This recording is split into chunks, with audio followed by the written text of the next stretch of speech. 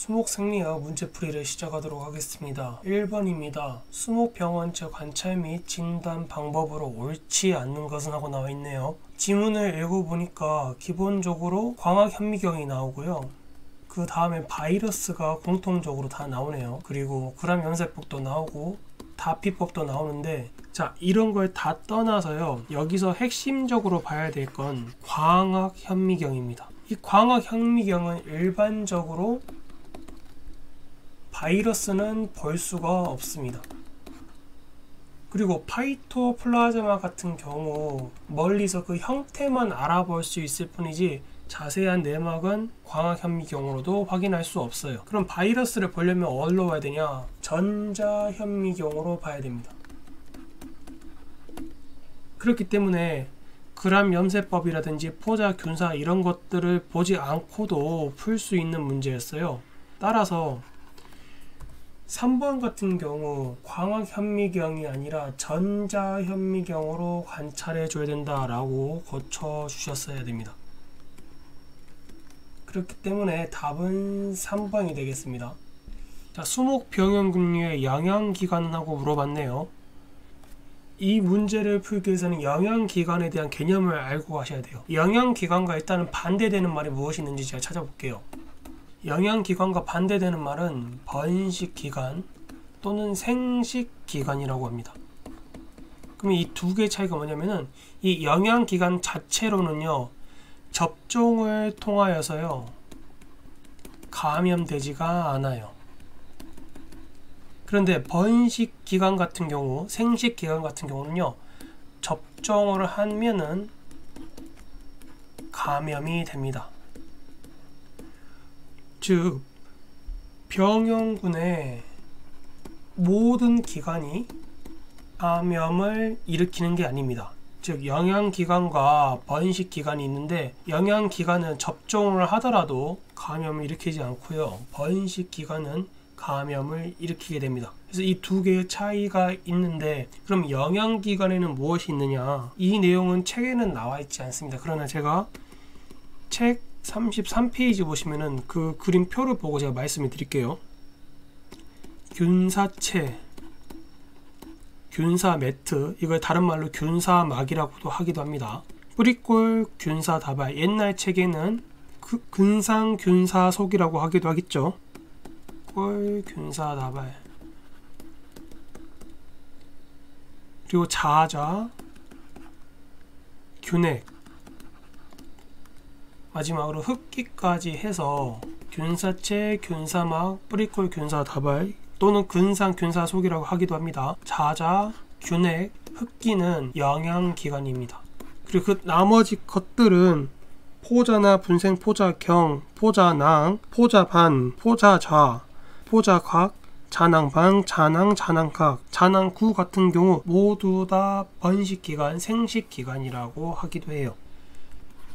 그래서 제가 말씀드렸다시피 균사체, 균사매트, 균사다발, 뿌리꼴 균사다발, 자자, 균핵, 흑기는 모두 다 영양기관이 되고요. 버섯, 잔항구, 분생포자자, 분생포자층 같은 경우는 생식기관, 번식기관이 됩니다. 그래서 답은 2번이 되겠습니다. 문제 3번입니다. 포플러 모자이크 병에 대한 병징으로 옳지 않는 것은 하고 나와 있네요. 보기가 이렇게 있고요.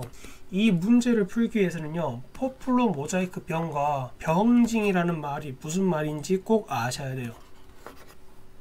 포플러 모자이크 병은 뭐죠? 일단은 바이러스 병입니다. 그럼 병징은 무엇과 대치되죠? 표징과 대치가 되죠. 그러면 병징이란 말이 무슨 말인가요? 나무에 나타나는 이상 증상을 보고 병징이라고 합니다. 그럼 표징은 무슨 말이냐? 표징은 병징에 나타난 병원체입니다. 그럼 병징과 표징에 대한 개념을 알고 가셔야겠죠. 그럼 이 바이러스를 왜 알아야 되느냐? 바이러스의 대표적인 특징 중 하나가 절대 기생체 혹은 순환물 기생체라고 합니다. 이게 무슨 말이냐면은 기주가 살아있는 상태에서만 이 바이러스도 생존을 할 수 있어요. 그러면 종합적으로 다시 한번 보겠습니다. 포플러 모자이크 병에 대한 병징으로 옳지 않는 것은 하고 물어봤네요. 즉 식물이 살아있는 상태일 때 나타나는 특징으로서 나무 이상 증상으로서 옳지 않는 것은 하고 물어본 거예요. 일단은 답은 1번인데 나머지 2, 3, 4, 5번을 먼저 설명을 할게요. 2, 3, 4, 5번 같은 경우는요, 잎이 살아있는 상태에서 나타나는 특징입니다. 그런데 잎이 황화가 됐다는 말은 뭐냐면은 이미 잎이 죽었다는 말이에요. 그럼 죽은 상태에서는 병징, 즉 나무 이상 증상으로서 포플러 모자이크 병이 성립을 할 수가 없습니다. 그래서 답은 1번이에요. 근데 최종적으로 이게 포플러 모자이크 병인데요, 이 포플러 모자이크 병이 최종적으로 가게 되면은 잎이 결국 황화가 나타나게 됩니다. 근데 이 황화가 나타났다고 해서 포플러 모자이크 병에 대한 병징이라고는 할 수가 없어요. 왜냐? 이미 잎이 황화가 된 상태에서는요, 포플러 잎이 이미 죽은 상태이기 때문에 이 말 자체로 병징이 될 수 없다는 겁니다. 자, 다시 한번 설명을 드리겠습니다. 이거는 좀 개념적으로 헷갈리실 수 있으시니까요. 다시 포플러 모자이크 병 같은 경우 제가 바이러스라고 말씀을 드렸죠. 병징과 표징에 대한 차이를 아셔야 된다고 그랬어요. 병징은 나무에 나타난 이상 증상, 그럼 표징은 이상 증상에 나타나는 병 원체입니다. 그럼 이거를 다시 좀 더 알기 쉽게 표현하자면은 살아있는 상태, 즉 바이러스 자체가 순환물 기생체 또는 절대 기생체이기 때문에 살아있는 상태에서의 병징을 차지하는 말이다 라고 문제를 다시 해석할 수가 있어요. 그렇기 때문에 잎의 황화가 됐다는 말은 이미 잎이 죽어버린 상태이기 때문에 여기서는 병징이라는 말 자체가 성립이 안 됩니다. 어디서요? 그래서 1번에 황화가 나타났다라는 말은 잎이 이미 죽어버린 상태를 의미합니다. 그러면 잎이 이미 죽어버린 상태에서는 바이러스는 검출이 되지가 않아요. 왜냐? 순환물 기생체 혹은 절대 기생체이기 때문에. 즉 1번 말의 자체가 맞다 틀렸다는 말의 자체가 아니라 1번이 틀렸다는 건 넌센스이기 때문에 그래요. 마치 사각형의 합이 180도라고 말하는 것처럼요, 말 자체가 성립이 안 됩니다. 왜냐면 잎이 황화됐다는 말은 이미 잎이 죽어있는 상태를 의미하는데 여기서 모자이크 병이 발견이 될 수가 없어요. 병징으로서 발견이 될 수가 없다는 거죠. 그리고 나머지 것들을 한번 볼게요. 제가 포플러 모자이크 병에 대해서 간략하게 설명을 드릴게요. 일단 걸리면요, 이게 봄 초에나 가을에 심각해지고요, 여름에는 살짝 증상이 완화가 됩니다. 기본적인 특징이 이래요. 바이러스 병 같은 경우, 특히 포플러 모자이크 병 같은 경우는요. 그리고 제가 포플러 모자이크 병에 대해서 간략하게 설명을 드릴게요. 일반적으로요, 포플러 모자이크 병은요, 봄하고 가을에 많이 나타나고요, 여름에는 살짝 그 증상이 누그러지게 됩니다. 기본적인 특징이 이러고요. 잎맥이 뒤틀리면서, 그리고 잎 자루에서 괴사 반점이 발견이 돼요. 물론 이 중에는 포플러류 중에서 잎이 덜 자란 것들, 특히 봄에 그러겠죠, 덜 자란 것들은 조기 낙엽이 되고요, 가장 중요한 특징적으로 퇴록 반점, 즉 반점이 이렇게 생기게 됩니다. 그러면서 주맥 자체의 이 연맥이 쭈그러들게 돼요. 그러면서 입 자체가 뒤틀리게 됩니다. 이러한 특징을 가지고 있는 게 이 포플러 모자이크 병이고요. 잎이 황화됐다라는 말은 맞을 수도 있고 틀릴 수도 있습니다. 왜냐? 이런 상태가 지속이 되면은 결국에는 잎이 황화가 돼요. 그런데 여기서는 문제로 물어봤던 포플러 모자이크 병에 대한 병징을 물어봤기 때문에 이 1번 잎의 황화는 설명이 될 수 없습니다. 만약에 포플러류 모자이크 병에 대한 특징으로 옳지 않는 것이라고 하면은 1, 2, 3, 4, 5번 다 맞을 수 있어요. 그런데 여기서는 병징이라는 말로 물어봤기 때문에 이 순환물 기생체와 살아있는 상태 그리고 바이러스 병에 대한 특징이 무엇인지를 물어보는 문제였습니다. 그래서 답은 1번이 될게요. 병리학 문제 4번입니다. 백색부에 관한 설명으로 옳지 않는 것은 하고 물어봤네요. 백색부와 관련 있는 것 또 다른 게 뭐가 있죠? 갈색부죠.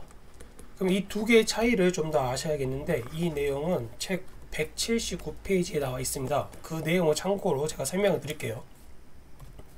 먼저 백색부와 갈색부가 있죠. 이 두 개를 한번 나눠볼게요. 먼저 백색부의 특징입니다. 백색부의 특징은 리그닌도 분해한다는 특징이 있어요. 그러나 갈색부는 리그닌은 분해하지 않습니다. 그렇기 때문에 그 리그닌 성분이 분해되지 않는 리그닌 성분이 있기 때문에 갈색부의 부분은 갈색을 띠게 돼요. 그래서 이런 차이가 있고 백색부는 또 특이하게 화렵수에 많이 나타나고요. 갈색부균은 침엽수에 많이 나타납니다. 백색부균이 또 진전이 많이 됐을 경우에는 스펀지 형태로 푸석푸석한 형태가 됩니다. 그러나 갈색부 같은 경우는요, 부구가 진전될수록 다이아몬드 형태, 벽돌 형태로요 갈라지고 금이 갑니다.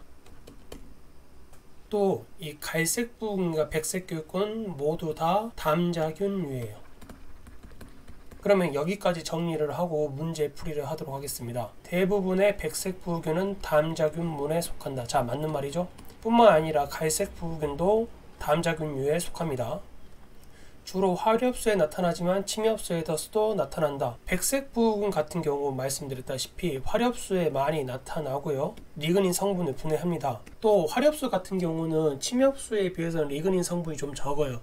그렇기 때문에 분해에 대한 난이도가 낮아서 백색부균이 분해를 하는 것일 수도 있습니다. 조개껍질, 치마버섯, 감버섯 등은 백색부균이다. 이거는 180페이지 뒷부분에 보시면은 나와 있습니다. 잎새버섯, 조개껍질버섯, 말굽버섯, 감버섯, 치마버섯, 거북꽃구름버섯, 송편구름버섯, 영지버섯, 느타리버섯 등이 있다라고 하네요. 그와 반대되는 갈색부균에는 구멍버섯류, 전나무 조개버섯, 잡버섯, 버진버섯, 개떡버섯균이 있다라고 책에 나와 있습니다. 근데 이거를 외우기는 좀 힘들고요. 만약에 문제풀이를 한다면 이 부분 저는 세모를 치고 나갔을 것 같네요.